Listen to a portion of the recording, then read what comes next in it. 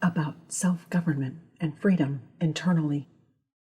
Empire for Liberty, the American Founders on Curbing International Domination and Overreach. Guest essayist, Thomas Bruscino. Relating the American experience to the rise and fall of empires is trickier than it looks. Empires are complicated morally and historically, none more so than the British Empire, and the United States has its own complicated understanding of its relationship with empire. Empire is no longer a morally neutral term. Most people these days believe empire is something universally or exclusively bad, and why wouldn't people believe that? While it is true that the simplistic Marxist critique of imperialism as late-stage capitalism has had much to do with the bad rap for empires, that does not let empire off the hook. Part of the reason the Marxist view took hold was because most empires have been rapacious and exploitative, if not genocidal. Nowhere was that more evident than in the scramble for Africa when European powers carved up the continent with little effect but suffering and despair for the local populations. Similar results of empire could be seen throughout the Americas and Asia. However, not all empires are created equal. Even if we agree all empires are in general bad, some empires are way worse than others, just as some empires have had some positive effects. In Monty Python's The Life of Brian, the Middle Eastern radicals sarcastically ask, "What have the Romans done for us?" The question eventually turns to, apart from the sanitation, the medicine, education, wine, public order, irrigation, roads, a fresh water system, and public health and peace, what have the Romans ever done for us?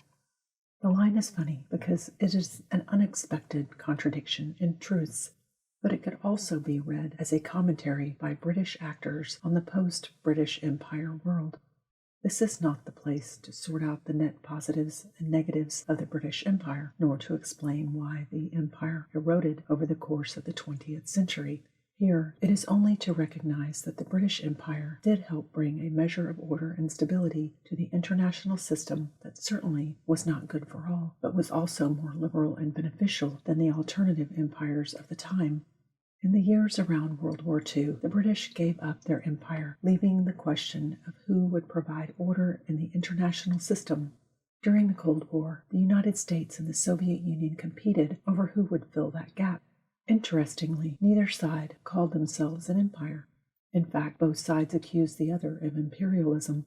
The Soviet fall left the United States as the world's great superpower and responsible in some measure for providing order and stability, lest some other, more pernicious power rise and impose a less favorable order on the world. Americans have struggled with what to do in that role. The country has not hesitated to intervene all around the world, often with lethal force, but it has consistently shied away from picking up an explicitly imperial mantle.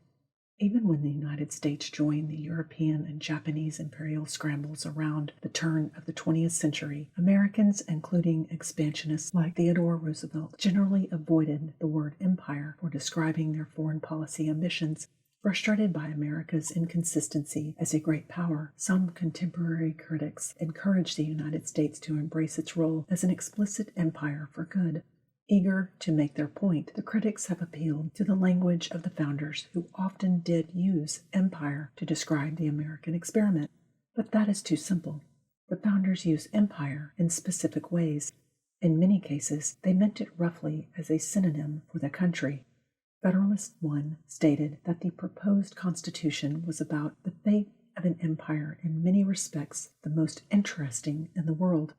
It has been frequently remarked that it seems to have been reserved to the people of this country by their conduct and example to decide the important question whether societies of men are really capable or not of establishing good government from reflection and choice, or whether they are forever destined to depend for their political constitutions on accident and force. When the founders did use empire to describe the expansion of the United States, they added important modifiers. Thomas Jefferson's was the most famous. "We should have such an empire for liberty as she has never surveyed since the creation, and I am persuaded no constitution was ever before so well calculated as ours for extensive empire and self-government." Note the common theme. This most interesting of empires, this Empire for Liberty, was unique because it was about self-government and freedom internally. If Empire for Liberty sounds now like an oxymoron, that is because it always was. It was an experiment, a new type of empire, built around trying to balance the necessary and inevitable tension between exerting great power and modeling freedom. To make it work, and to revise historian Walter McDougall's framing described in his book Promised Land, Crusader State, The American Encounter with the World, since 1776. The Promised Land always required the Crusader State, and Crusader State had to remain the Promised Land. It is the inheritance of that tenuous balance that has made subsequent Americans uncomfortable with the word empire. That is a good thing. The ugly empires of the 19th century clearly were not, and were not trying to be promised lands of freedom. Without that constraint, those empires overreached and fell. The power and influence of the United States in the world has always strived to be something different. Whatever else that can be said about American expansion and intervention overseas, and there is plenty of room for critique, it has most often been constrained by Americans themselves, whether through idealistic objectives set by governments in power, contentious domestic politics, or the vocal opposition of small minorities or brave lone voices. The United States has never expanded or intervened without the reminder that such activities threaten the soul of America itself. She might become the dictatress of the world, John Quincy Adams said in his famous address on July 4, 1821, but she would be no longer the ruler of her own spirit. From Canada and Mexico, Cuba and the Philippines, Vietnam, and all the way to Afghanistan and Iraq, that reminder has always been there, embedded by the founders in the American system meant to constrain all too human ambitions of domination. If the United States is to avoid imperial overreach, its people must continue to remember that America's glory is not dominion, but liberty, and always reach accordingly. Thomas Bruscino is Associate Professor of History in the Department of Military Strategy, Planning, and Operations at the United States Army War College. He holds a Ph.D. in military history from Ohio University and has been a historian at the U.S. Army Center of Military History in Washington, D.C., and the U.S. Army Combat Studies Institute at Fort Leavenworth, and a professor at the U.S. Army School of Advanced Military Studies. He is the author of A Nation Forged in War, How World War II Taught Americans to Get Along, University of Tennessee Press, 2010. And Out of Bounds, Transnational Sanctuary in Irregular Warfare, CSI Press, 2006, and numerous book chapters.